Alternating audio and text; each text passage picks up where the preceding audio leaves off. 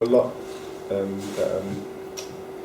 people saying to us, yeah, but it says in Islam we must obey the law of the land, things like this, or they say, you know, we agree, but the harm outweighs the benefit, things like this. Okay. First thing, when people say, you know, in Islam it says obey the law of the land. Okay. If somebody says that is a verse of the Quran, he's kafir because he made up a verse of the Quran, lies by Allah.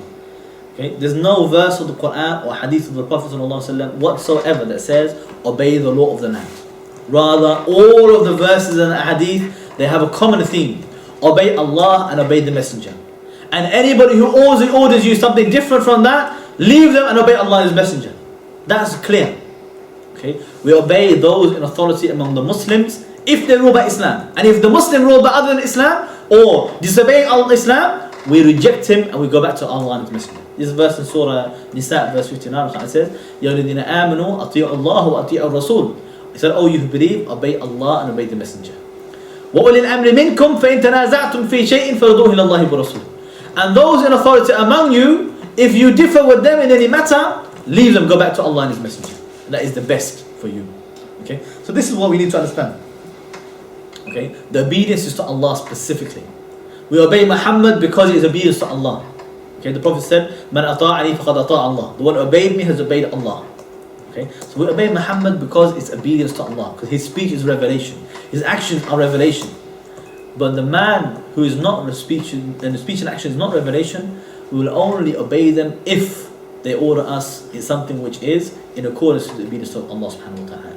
So there's nothing called obeying the kufr law of the land you're living in, Dar al-Kufr. There's no way anything that's happened. Rather, Allah says the opposite. Surah Ahzab verse 1, Allah says, Ya ayyuhan nabiy ittaqillah wa la tuti'il kafirin wal munafiqin. He said, don't, O Prophet, fear Allah. Do not obey the disbelievers or the hypocrites. And the other verse in Surah An'am, Surah 6, verse 121, Allah says that وَإِنْ أَطَعْتُمُوهُمْ إِنَّكُمْ لَمُشْرِكُونَ. Okay, regarding those who make man-made laws, you know, making halal what Allah made haram and so on, he said if you obey them, you become mushrikeen. You become the polytheists. So there's nothing called obey the law of the land. There's something called obey Allah and let the shaitan and tawheed go to hell. Okay? That's what we have in terms of obedience.